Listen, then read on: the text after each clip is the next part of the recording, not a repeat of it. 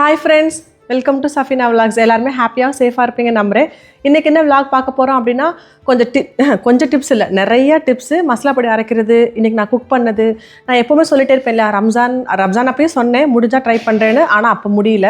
இப்போ பக்ரீத் அப்பக்குள்ளேயாவது நான் போடணும்னு நினச்சேன், அதுவும் ரொம்ப லேட் ஆயிடுச்சு. ஸோ பக்ரீத்துக்கு 2 நாளைக்கு முன்னாடி இந்த வீடியோ நான் போஸ்ட் பண்ணுறேன். அதாவது பிரியாணி, தால்ச்சா, தயிர் சட்னி, கத்திரிக்காய் கட்டா, இப்படி எல்லாமே செய்கிறது ஒரே வீடியோவாகவும், அது ஃபுல்லாக ரெசிப்பியாக இல்லாமல் அது முக்கியமான டிப்ஸை மட்டும் உங்க கூட நான் ஷேர் பண்ணியிருக்கேன்.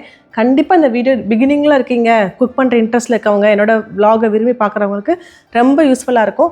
இல்லை எப்போவுமே ஒரே பிரியாணி தான் பண்ணுறோம், இது ட்ரை பண்ணி பார்ப்போமே அப்படின்னு நினைக்கிறவங்களுக்கு கண்டிப்பாக அது ரொம்ப யூஸ்ஃபுல்லாக இருக்கும். கட்டாயம் ட்ரை பண்ணி பாருங்கள். சரி, வீடியோக்குள்ளே போகலாமா? Hi friends, welcome to Safina vlogs. எல்லாருமே ஹாப்பியாகவும் சேஃபாக இருப்பீங்க நம்புகிறேன்.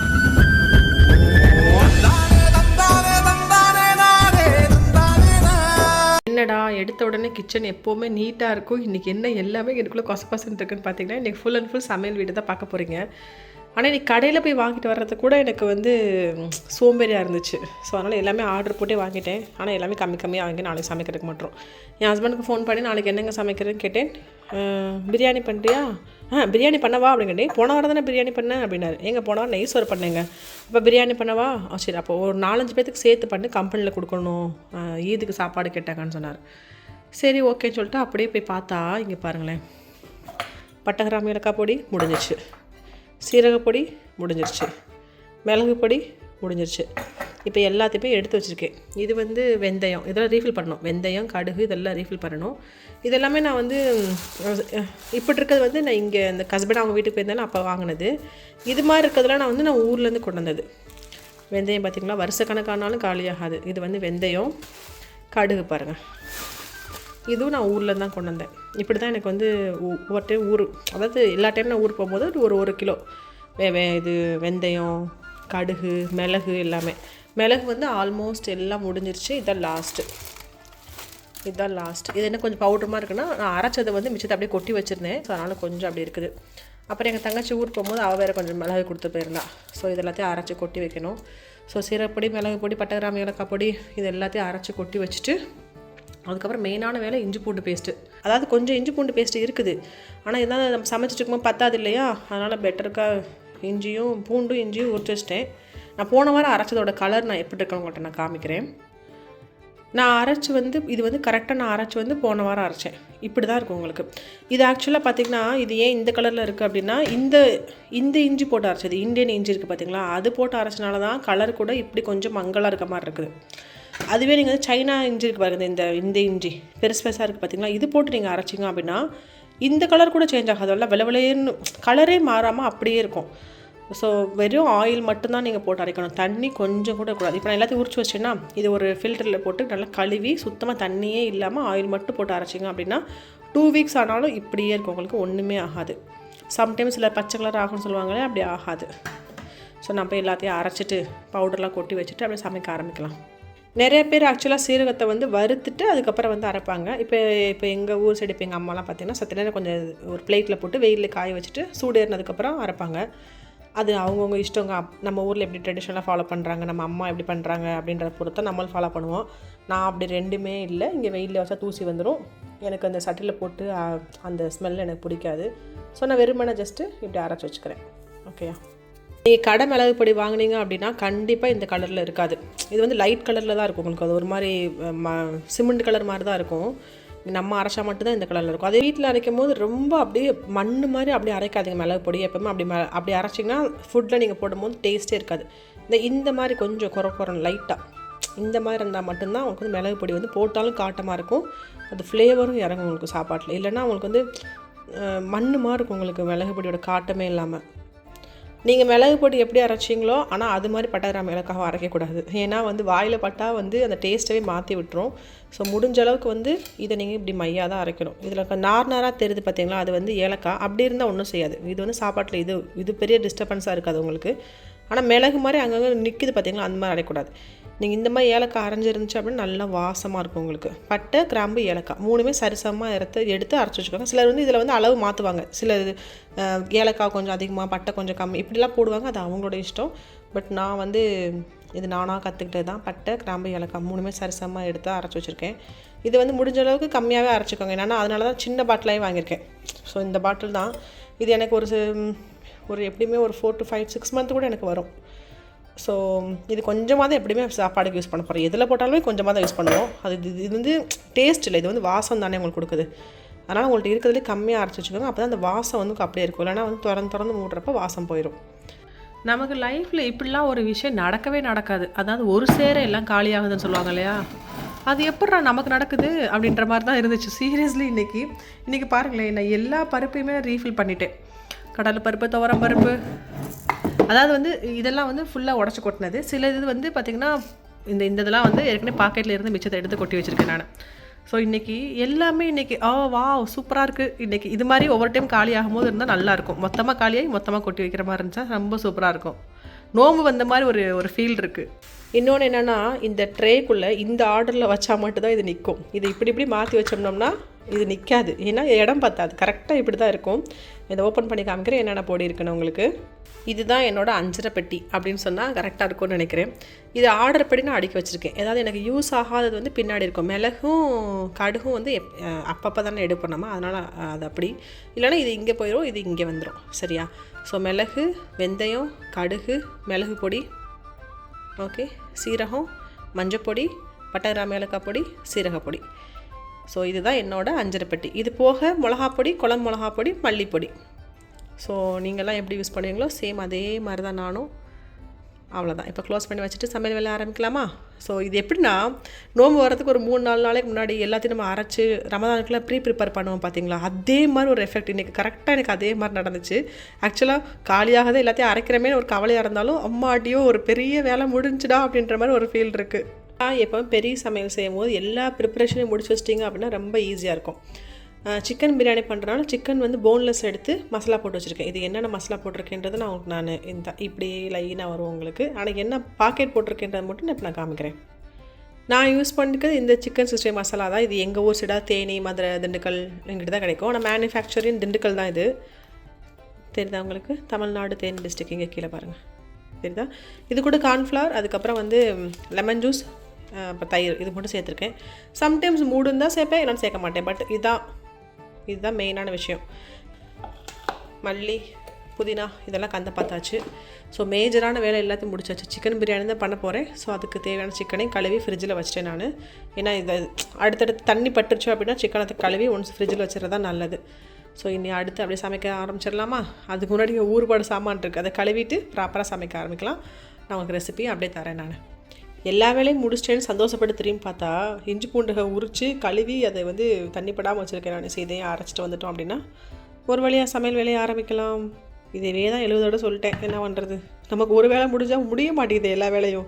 இங்கிட்டு திரும்பி பார்த்தா அங்கிட்டு ஒரு வேலை மிச்சமாக இருக்குது, இங்கிட்டு திரும்பி பார்த்தா அங்கிட்டு 4 வேலை அதை அப்படி செய்யாமல் போட்டு வச்சுருக்கோம். நிறைய பேர் தால்ச்சாக்கு வந்து கடலைப்பருப்பு கம்மியாக போட்டு துவரம் பருப்பு கூட போடுவாங்க. ஆனால் நான் வந்து கடலைப்பருப்பு தான் கூட போடுவேன். ஸோ கடலைப்பருப்பு நான் இவ்வளோ எடுக்கிறேன் அப்படின்னா துவரம் பருப்பு வந்து இவ்வளோ எடுத்துப்பேன். சிலர் வந்து அப்படியே ஆப்போசிட்டாக எடுத்துப்பாங்க. எனக்கு வந்து தால்ச்சாவில் வந்து கடலைப்பருப்பு வந்து முழுசாக அங்கங்கே வெந்து வேகாமல் அப்படி தெரிஞ்சால் தான் அது நல்லாயிருக்கும். எங்கள் ஊர் சைடு அப்படி தான் பண்ணுவாங்க. ஏன்னா ரெண்டுமே தால் தான், பெரிய வித்தியாசம் இல்லை. ஆனால் டேஸ்ட்டு பெருசாக டிஃப்ரென்ஸாலாம் இருக்காது உங்களுக்கு. அது செய்கிற மெத்தடு, அந்த கறி, அதுதான் உங்களுக்கு வந்து டிஃப்ரென்ஸை கொடுக்கும். இதையும் இப்போ கறியும் போட்டு ஃபஸ்ட்டு தால்ச்சாக்கு வந்து வேக விட்டுட்டோம் அப்படின்னா அடுத்த ப்ராசஸ் ஆரம்பிச்சிடலாம். ஸோ தால்ச்சாக்கு முதல்ல வந்து பருப்பை வேக போட்டுருவோம். ஆக்சுவலாக வந்து எலும்பு கறியாக தான் போடணும். நான் பாருங்கள் நிறைய கறியாக தான் போடுறேன். ஏன்னா வேறு ஒரு விஷயத்துக்காக எடுத்து வச்சுருந்தேன். அப்போ இன்றைக்கி சரி பரவாயில்ல, இது இவ்வளோ தான் கரெக்டாக தால்ச்சாக்கு போடுற அளவுக்கு தான் இருக்குது. சரி இதுக்காக மறுபடியும் வாங்க வேண்டாமேன்னு சொல்லிட்டு இருக்கிறதுக்கு போட்டேன் நான். ஸோ ஃபஸ்ட்டு வந்து கறியும் பருப்பையும் ஒரு 3 விசில் விட்டு எடுத்துக்குவோம். அதுக்கப்புறம் காய்கறி வதக்கிறது, வெங்காயம் வதக்கி தக்காளிலாம் வதக்கிட்டோம் அப்படின்னா தால்ச்சாவை கூட்டி விட்டுடலாம்.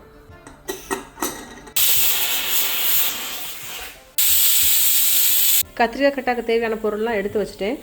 மெயினாக நல்லெண்ணெய் தான் யூஸ் பண்ணணும். அப்போ தான் உண்மையாகவே நல்லா வரும். நீங்கள் சமையல் எண்ணெய் யூஸ் பண்ணிங்க அப்படின்னா அந்தளவுக்கு நல்லதாக வராது. ஸோ இதெல்லாம் ஏன் டிப்ஸ்லாம் நான் மெயினாக கொடுக்குறேன் அப்படின்னா நோம்பு வருது இல்லையா, நீங்கள் செய்கிறதுக்கு உங்கள் ஈஸியாக இருக்குன்றதுக்காக தான். ரெசிபியை வந்து நான் வந்து டிஸ்கிரிப்ஷன் லிங்க் கொடுக்குறேன். ஓகேயா? நல்லெண்ணெய், மிளகு, வெந்தயம், சீரகம், பச்சை மிளகா, கருகாப்பில், வெங்காயம். இது சின்ன வெங்காயம் கூட யூஸ் பண்ணிக்கலாம். ஆனால் எனக்கு இன்றைக்கி பொறுமை இல்லை. ஒரே ஒரு தக்காளி யூஸ் பண்ணியிருக்கேன். ஏன்னா நான் புளி யூஸ் பண்ணணும். புளியில் தான் வந்து கத்திரிக்காய் வேகணும். அப்போ தான் வந்து நல்லா புளிப்பாக நல்லாயிருக்கும். அதாவது வந்து புளி வந்து இப்படி நிறையா தண்ணியில் போட்டிங்க அப்படின்னா பிசைஞ்சு வச்சுட்டு இதை அப்படியே நீங்கள் போட்டு கத்திரிக்காய் வேக கரெக்டாக இருக்கும். லாஸ்ட்டாக வந்து தால்ச்சாக்கு வந்து எதிர்ப்புளி ஊற்றணும், அதுக்காகவும் கொஞ்சம் சேர்த்து தான் ஊற வச்சுருக்கேன். ஸோ கத்திரிக்காய் கட்டாக்கு தேவையான எல்லா இன்க்ரீடியன்ட்ஸும் எடுத்து வச்சாச்சு. இப்போ செய்ய ஆரம்பிச்சிடுவோம். ரெசிபியை வந்து நான் டிஸ்கிரிப்ஷனில் கொடுக்குறேன், செக் பண்ணி பார்த்துக்கோங்க. டிப்ஸ் மட்டும் தான் இதில் நான் சொல்கிறேன் உங்களுக்கு. நீங்கள் கத்திரிக்காய் கட்டா செஞ்சிங்க அப்படின்னா 2 நாளைக்கு வெளியே வச்சாலும் கெட்டு போகாமல் அதுக்கு மெயின் காரணம் நல்லெண்ணெய் தான். கொஞ்சம் எண்ணெய் கூட தான் வைக்கணும். அதை விட வந்து என்னென்னா சம்டைம் கசந்து போயிடும். ஏன்னா கத்திரிக்காய் சம்டைம்ஸ் காரில் அடிக்குது அப்படின்னா வெந்தயத்தை நீங்கள் கொஞ்சம் எக்ஸ்ட்ரா போட்டாலும் கசந்துடும். அதுக்கப்புறம் மிளகு வந்து கரெக்டாக போடணும். இதெல்லாம் இந்த 3 பேலன்சிங்காக இருந்துச்சு அப்படின்னா டேஸ்ட்டு பக்காவாக வரும் உங்களுக்கு. வேறு எந்த பொடியும் யூஸ் பண்ண போகிறதில்ல, ஒன்லி குழம்பு மிளகா பொடி மட்டும் தான் நம்ம யூஸ் பண்ண போகிறோம். அவ்வளோதான், இவ்வளோ தான் இன்க்ரீடியன்ஸ். ஓகேயா? ஃபஸ்ட்டு வெந்தயம், மிளகு, சீரகம். இந்த ஊரில் வாங்குற நல்லெண்ணெய் மட்டும்தான் இந்த மாதிரி நல்லெண்ணெய் உங்களுக்கு செக்கில் ஆட்டின நல்லெண்ணெய் மட்டும்தான் இந்த மாதிரி நல்ல நுரையாக வரும். மற்றது இங்கே வாங்குறதுலாம் அந்த மாதிரி வர மாட்டேது. இந்த மாதிரி நல்லெண்ணெய் நீங்கள் வச்சிங்க அப்படின்னா நல்லா வாசமாக நல்லா சூப்பராக இருக்கும். கத்திரிக்காய் கட்டாவாகட்டும், நல்லெண்ணெயில் பண்ணுற எல்லாமே ரொம்ப சூப்பராக வரும். பிகாஸ் ஆஃப் அந்த எண்ணெய்க்காக தான்.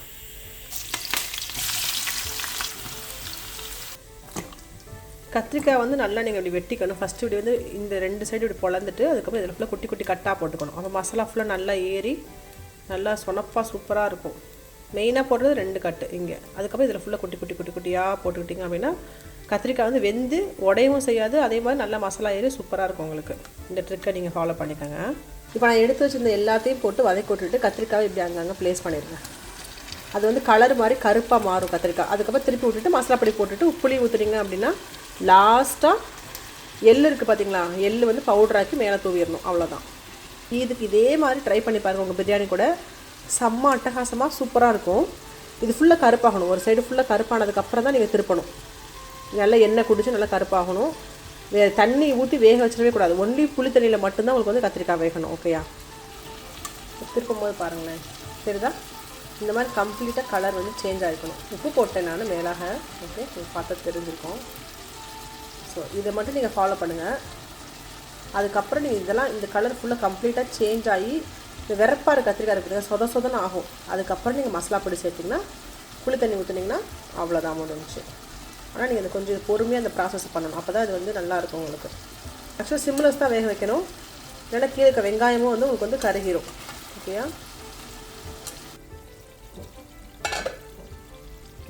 இந்த மாதிரி கத்திரிக்காய் வந்து நல்லா சாஃப்ட் ஆகணும். இந்த டிப்ஸை மட்டும் ஃபாலோ பண்ணிக்கோங்க. அதுக்கப்புறம் நீங்கள் மசாலா பொடி எது வேணால் போட்டுக்கோங்க. மிளகா பொடி, மல்லிப்பொடி எல்லாம் சேர்ந்து கலந்து போட்டுக்கோங்க. இல்லைன்னா குழம்பு போடுவோம்ல, புளி குழம்பு பொடிக்கு, அதான் மீனுக்காக போடுவோம் இல்லையா, அதை மட்டும் கூட போட்டுக்கோங்க. நான் அது மட்டும்தான் போடுவேன். ஓகே,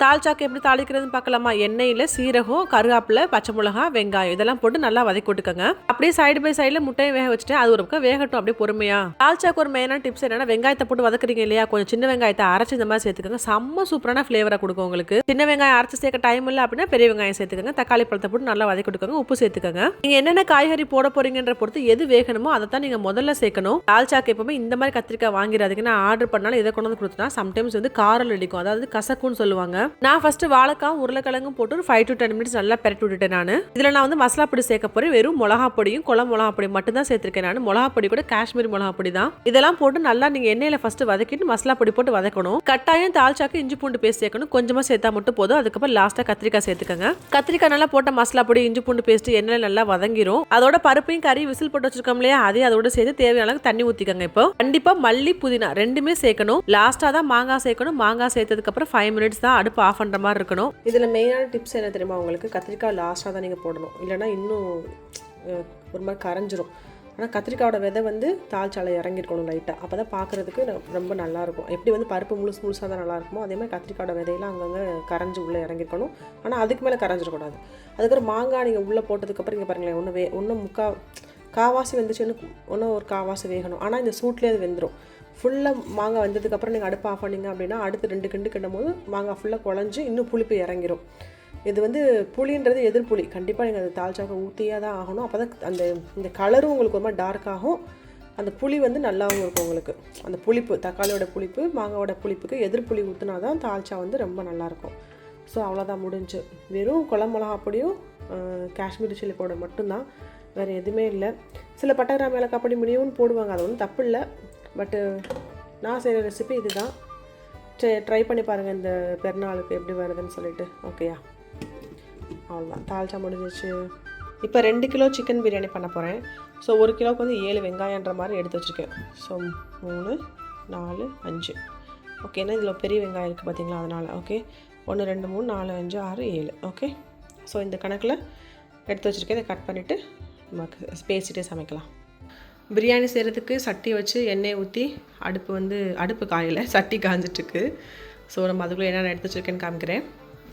வெங்காயத்தை ஃபுல்லாக கட் பண்ணியாச்சு. பச்சை மிளகா, பட்டை, கிராம்பு, ஏலக்காய். ஆனால் பிரியாணி இலை அப்புறம் இந்த ஸ்டார் அனீஸ் அதெல்லாம் நான் சேர்க்குறதில்ல. வேணும்னா சேர்த்துக்கோங்க. பிகாஸ் அது ரொம்ப அந்த ஸ்மெல் வந்து ரொம்ப ஹார்ட் ஆயிரும். ஸோ இது மைல்டாக இருக்கணுன்றக்காக தான் பட்டை, கிராம்பு, ஏலக்காவும் பட்டை, கிராம்பு, ஏலக்காய் பொடி மட்டும் சேர்க்குறது. அது கரம் மசாலான்னு சொல்லுவோம் இல்லையா, அது சேர்க்குறது. மற்றபடி இதுதான் என்னோடது. வெறும் மிளகா பொடி. நீங்கள் நிறைய பேர் சீரகப்பொடி சேர்க்க மாட்டீங்க, ஆனால் நாங்கள் சீரகப்பொடி சேர்ப்போம். ஓகேயா, ஸோ மிளகாப்பொடி, சீரகப்பொடி, பட்டை, கிராம்பு, ஏலக்காய் பொடி, இதுதான் பவுடர். மற்றபடி வெங்காயம், தக்காளி, இஞ்சி, பூண்டு பேஸ்ட் இது எல்லாமே நார்மலாக நீங்கள் எப்படி செய்கிறீங்களோ அதே மாதிரி தான் செய்ய போகிறோம். வெங்காயத்தை லைட்டாக ஒன் டைம் போட்டு பாருங்கள். இந்த மாதிரி நல்லா பொரியிற மாதிரி வந்து சூடு அவ்வளோ எண்ணெய் சூடானதுக்கப்புறம் தான் நீங்கள் வந்து வெங்காயத்தையும் உள்ளே போடணும். பிரியாணியோட மெயின் விஷயமே வெங்காயம் நல்லா பொரியணும்னா கருகிறதுக்கு ஒரு 2 ஸ்டேஜுக்கு முன்னாடி வரை நீங்கள் வெங்காயம் வந்து சட்டியிலே பொறுமையாக வதக்கணும். அதுதான் மெயின் ஸ்டேஜ், பிரியாணி கலர் கொடுக்குற ஸ்டேஜும் கூட. அதே மாதிரி வெங்காயத்தை எப்போ போட்டாலும் இந்த மாதிரி கையால் உதுத்து விட்டு போட்டிங்க அப்படின்னா சீக்கிரமாக வதங்கிடும் உங்களுக்கு. இல்லைன்னா பாருங்களேன், நான் உதுத்து விடாமல் போட்டு வச்சுருக்கேன் உங்களுக்கு காமிக்காகங்கிறேன். அங்கங்கே அப்படியே நிற்கவும் செய்யும். புரியுதா உங்களுக்கு? இதே நீங்கள் உதுத்து விட்டு போட்டிங்கன்னா இது எப்படி இருக்குது பார்த்தீங்களா? உதுத்து விடாமல் போட்டது எப்படி இருக்குது பாருங்கள்.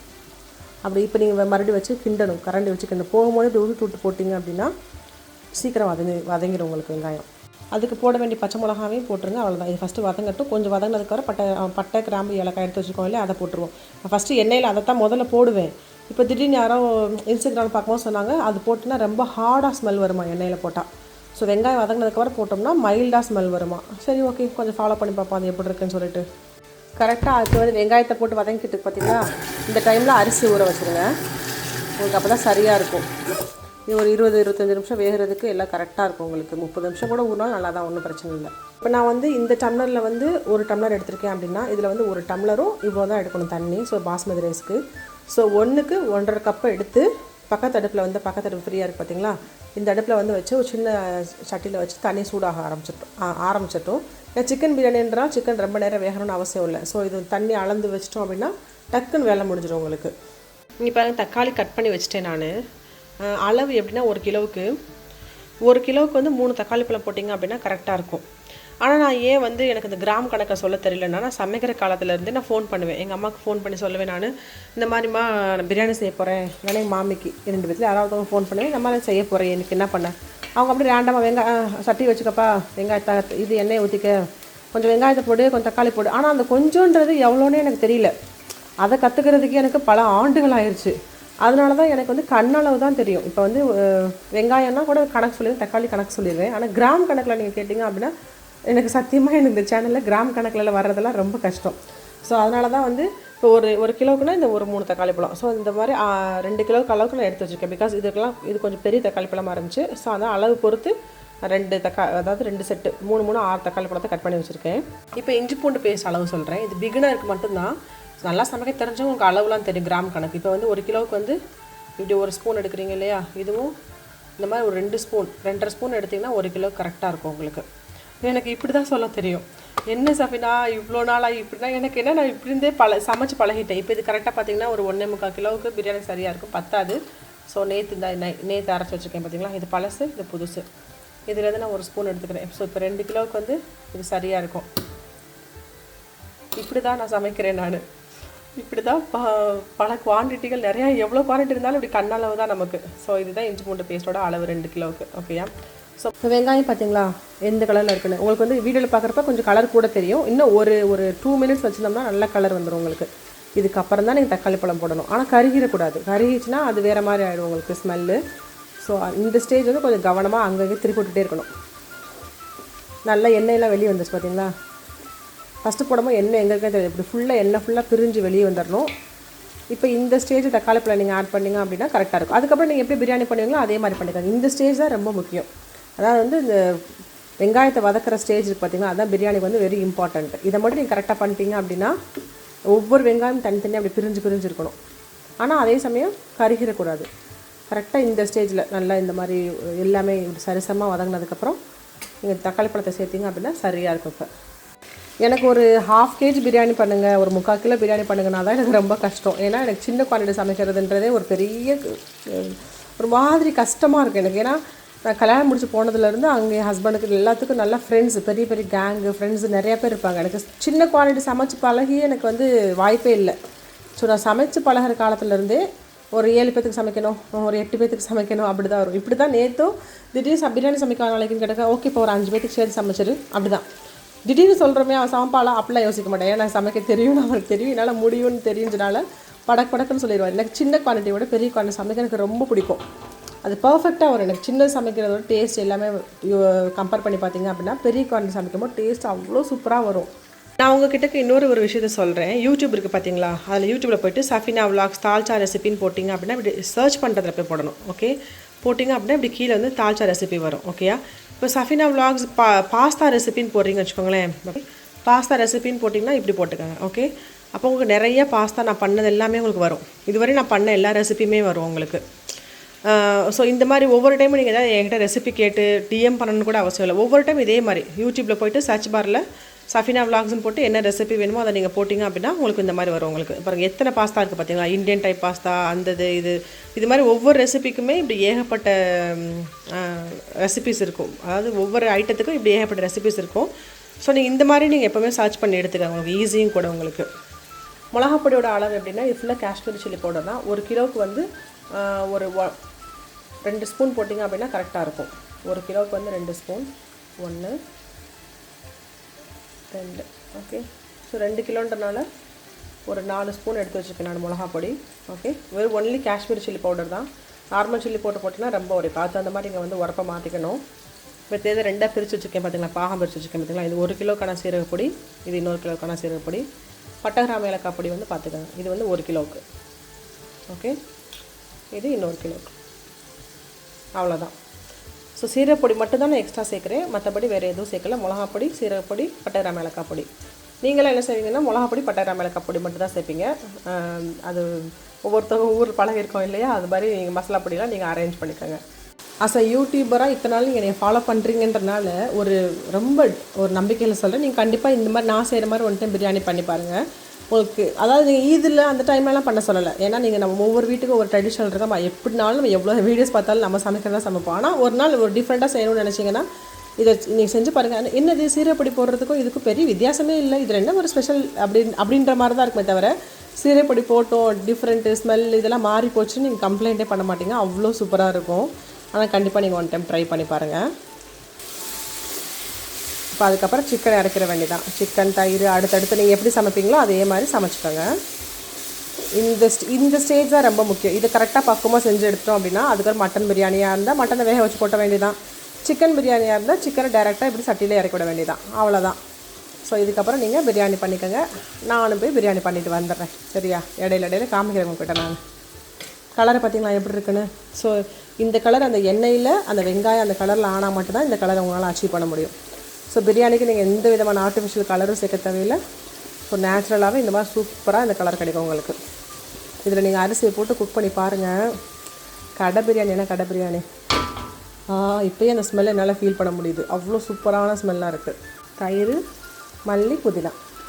நம்ம மட்டன் பிரியாணி பண்ணும்போது கறியை வேக வச்சுட்டு இது எல்லாத்தையும் ப்ராசஸ் எல்லாம் முடிச்சுட்டு தான் சேர்ப்போம். ஆனால் சிக்கன் பிரியாணி அப்படி இல்லை. இதில் போட்டு வேக வைக்கிறனால இது ஃபுல்லாக குக் பண்ணக்கூடாது. இதில் வந்து ஒரு 50% தான் குக் பண்ணணும். அதுக்கப்புறம் உள்ள தண்ணி இருக்குது பார்த்தீங்களா, அதை எடுத்து ஊற்றுனதுக்கப்புறம் டக்குன்னு உங்களுக்கு சிக்கன் பஞ்சு மாதிரி வெந்துடும். அதுக்கப்புறம் அரிசி கூட வேகும். தம்மில் 20 மினிட்ஸ் இருக்கும். இதெல்லாம் சேர்த்து கணக்கு பண்ணி தான் நீங்கள் சிக்கன் பிரியாணி பண்ணணும். இல்லைனா சிக்கன் பிரியாணி வந்து டேஸ்ட் ஆகாது, சவக்குன்னு ஆயிரும். சாஃப்டாக இருக்கணும் அப்படின்னா இதில் ஒரு கரெக்டாக ஒரு 15 மினிட்ஸ் மட்டும் வெந்தால் போதும். இப்போ பாருங்கள், கொதிக்கிற தண்ணி எடுத்து இதில் தூக்கி ஊற்றினோடனே அது ஒரு ப்ராசஸ் நடக்கும். அதுக்கப்புறம் அரிசி போட்டு வேகும் போது அது ஒரு ப்ராசஸ் நடக்கும். தம்மில் ஒரு ப்ராசஸ் நடக்கும். இதெல்லாம் சேர்த்து தான் நீங்கள் கால்குலேட் பண்ணணும். ஓகே, இப்போ நான் அரிசிக்கு இப்போ நான் தண்ணி எடுத்து ஊற்ற போகிறேன். அடுத்து அரிசி போட போகிறேன்.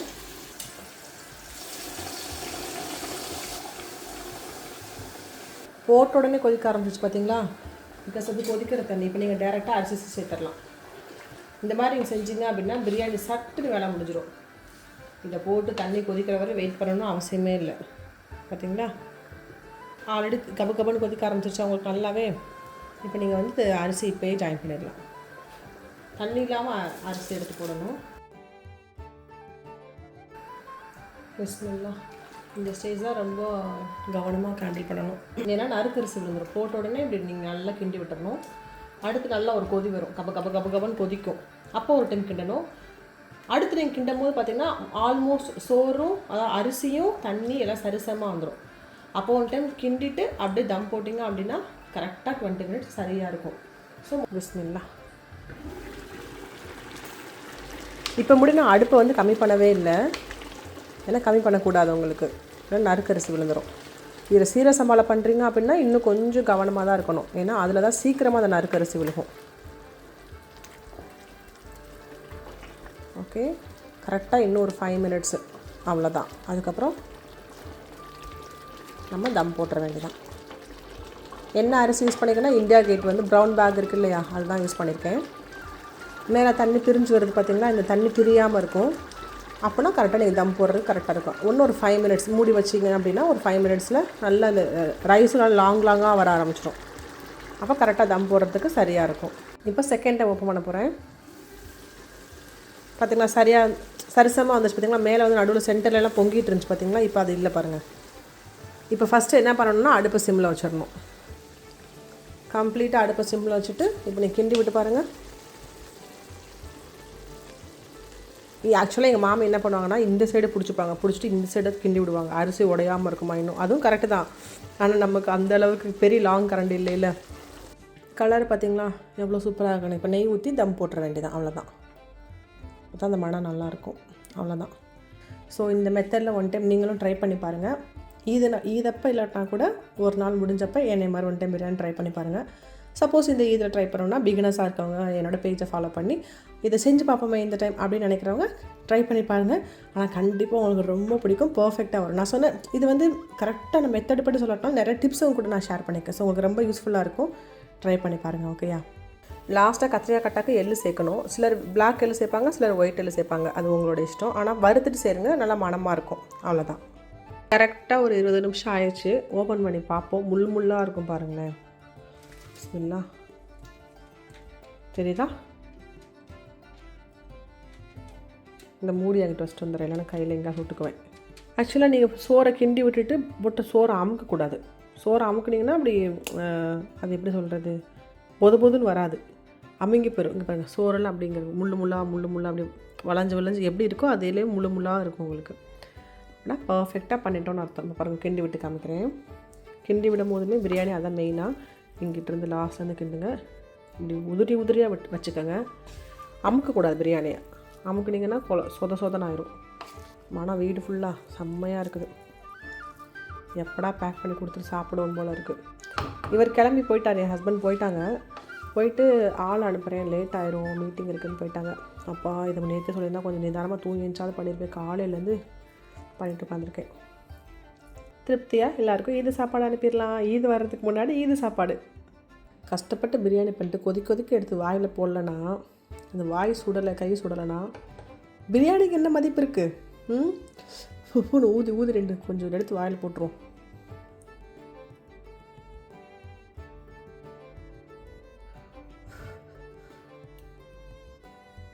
எப்படி பார்த்தீங்களா லைட்டாக ஆயிலோட எப்படி இருக்குது பார்த்தீங்களா?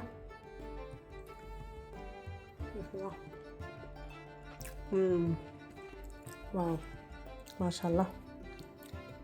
யாருக்கா செஞ்சு கொடுத்துடும்போது பர்ஃபெக்டாக வந்துருச்சுன்னா எது விட்டா வேறு என்ன ஹாப்பினஸ் இருக்குது நமக்கு. இன்னொன்று என்னென்னா சிக்கன் நல்லா மொறுமொறுப்பாக வர்றதுக்கு நீங்கள் மசாலா போடுவீங்க, எல்லாமே போடுவீங்க. ஆனால் எண்ணெய் வந்து பயங்கரமாக சூடாக காஞ்சிருக்கணும். இங்கே பாருங்க, இப்படி இருந்தால் மட்டும்தான் சிக்கன் நல்லா மொறுன்னு வரும். ஓகேயா?